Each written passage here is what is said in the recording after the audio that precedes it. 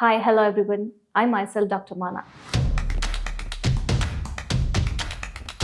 Are there any other congenital issues wherein we have to address in kids apart from this? Because we're dealing with hormone problems in children. So, how do we address it? I mean, how can we recognize? What are the early signs and symptoms where we can? This condition of congenital adrenal hyperplasia.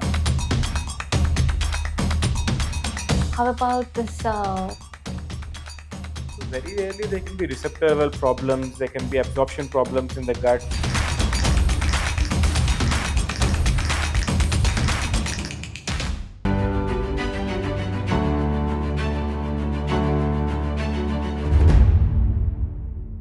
Hi, hello everyone. I'm myself Dr. Mana.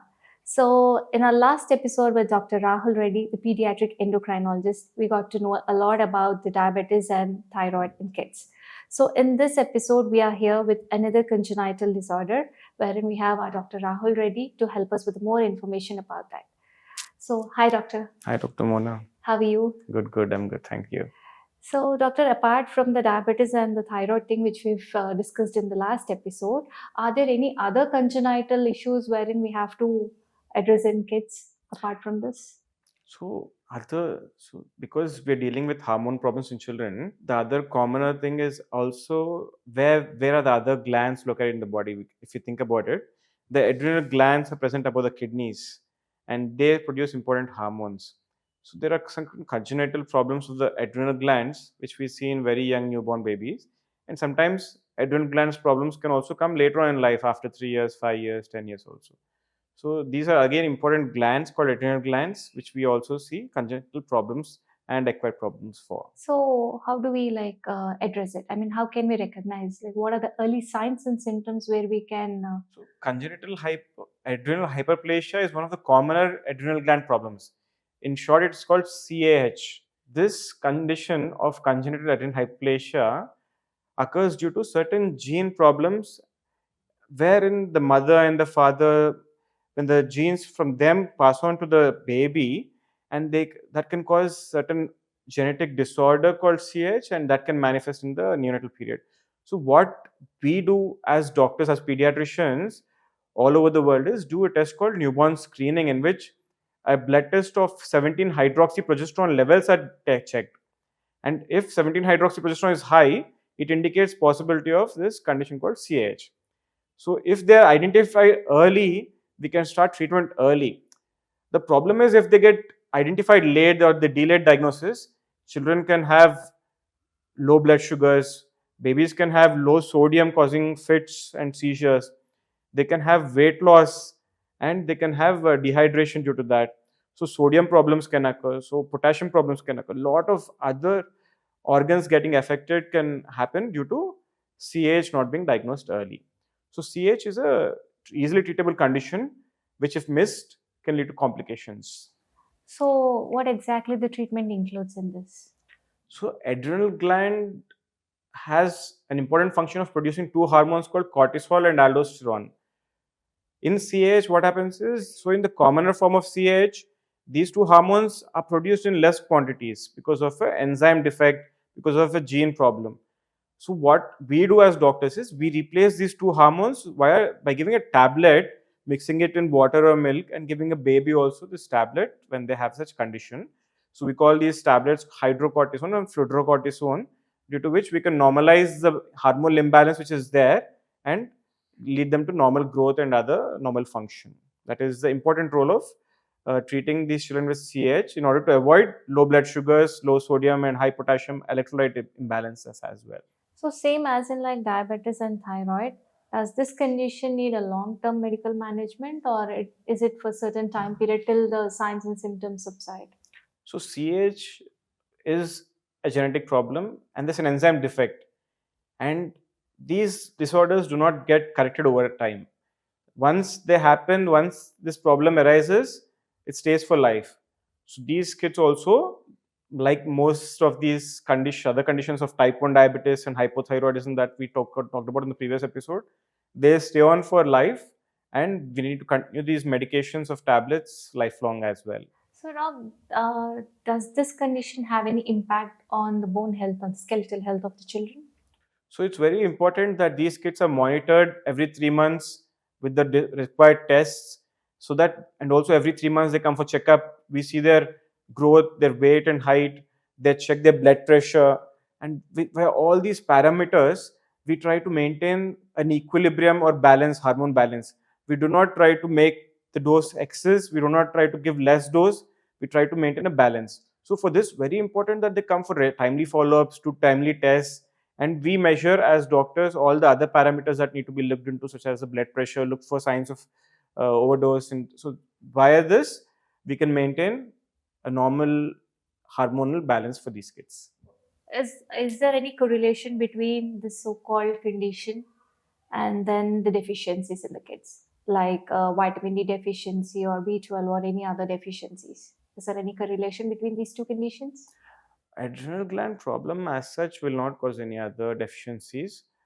Mainly it should be the sodium deficiency causing low sodium levels and low blood sugars. But vitamin D deficiency and other things are not related to this per se. There is no role of this adrenal insufficiency in bone health of the kids. Is it so? So adrenal gland problems directly will not cause any problems to the bone health.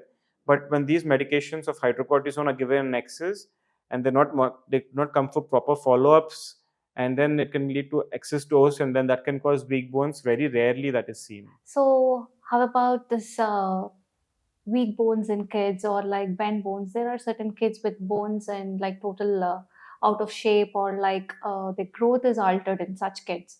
So how do you address such conditions? Nowadays, what happens is kids are mostly indoors in the school, at home, less of going into the sun, especially in that important time period of 11 a.m. to 3 p.m. when they need to be exposed to the sun. That is not happening because they're indoors.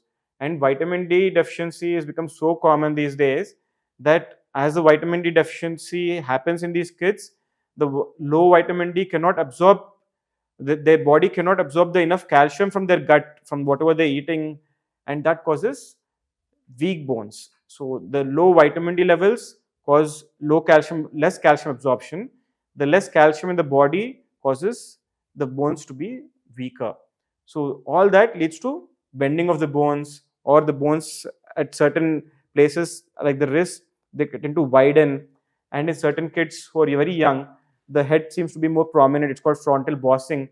And the small spot on the top of the head called fontanelle, it remains open for a longer period. So all these problems occur due to low vitamin D and low calcium. Okay, so do you think this is all just because of the deficiency or any other correlating factors? So in addition to the vitamin D deficiency due to lack of sunlight and due to lack of poor dietary sources of vitamin D, calcium intake also is restricted in some kids. Like a lot of kids tend to avoid milk, and if they don't have enough milk, then what happens is their calcium intake is not met in the body and the bones tend to become weaker. There's also an alternative condition called low phosphorus or hypophosphatemic rickets, in which low phosphorus levels cause bending of the bones and these bony disorders. Whereas those conditions are more of a genetic conditions, they are there from birth and they manifest in childhood. So that is another condition of weak bones and fragile bones called hypophosphatic rickets, which is also there. There are certain genetic disorders called osteogenesis imperfecta, in which the bones are fragile from birth due to improper formation of the bones and the strength is not good. So for easy falls or trivial traumas, the bones can break in such condition as well. So addressing this deficiency is concerned to the bone health of the kids, like bent bones or easily fragile bones, like everything. How about the effect of this deficiencies on the oral health, like the teeth development or like teeth formation or early eruption of teeth or late eruption of teeth? Yeah. What are your views on it? Yeah. So we know that the calcium is important for the bone health and the bone strength. However, it's also very important for the teeth and dentition as well. So if you see these children with low calcium levels, then they tend to have delayed dentition and their teeth eruption can be a problem, and also their teeth strength can be a problem. So multiple dental factors, which you know better, can be caused by these low calcium levels. Likewise, children with fragile bones due to osteogenesis imperfecta, genetic condition that we talked about, where the bones break easily, even they can have dental problems. It's called dentigenesis imperfecta, and children can also have problem with the cornea. You know, the not sorry So these kids can also have problem with the conjunctiva, where they have a blue color conjunctiva as well. So these are the other issues that can be present in these kids. Okay, so how about coming to the management of such conditions? Do you think only diet can help with this, or do they need any medical support? So these kids who have a low calcium level, low vitamin D level, they can be easily treated by supplementing their calcium and vitamin D either in oral form or rarely in injectable form that is used in slightly older children or in adults. But mostly we prefer the syrups and the sachets that are available, and tablets as well in children. Very rarely what happens is, if the diagnosis is very late and the bones bent is to a certain extent that the angles are not correcting with the medicines itself, they may require surgery in such cases, where we refer them to a pediatric orthopedic specialist who handles such cases, and they might require a small surgery to correct the deformities as well. So these deformities can be corrected through surgery. Yeah, so those deformities which are not completely cured by the medical management, they require surgical correction. That's true. So I heard like there are certain conditions wherein, irrespective of the amount of diet or supplements we take in or we give to the child, there are some abnormalities in the body to absorb and utilize the supplements. So how do we correct this? So very rarely there can be receptor level problems, there can be absorption problems in the gut. Sometimes there are kidney problems causing renal losses of these important substances such as the calcium and phosphorus. So these also require a certain workup to find out where is the exact cause and treat them according to that. Some of them require extra other medications in addition to calcium and vitamin D to maintain their normal bone health in such conditions. So thank you so much, Dr. Rahul, for enlightening us with the most precious information, which is so helpful to the parents to handle their kids with certain congenital issues and all. So looking forward with many other topics, we can help the parents to calm down and ease their stress in handling this hormonal issues.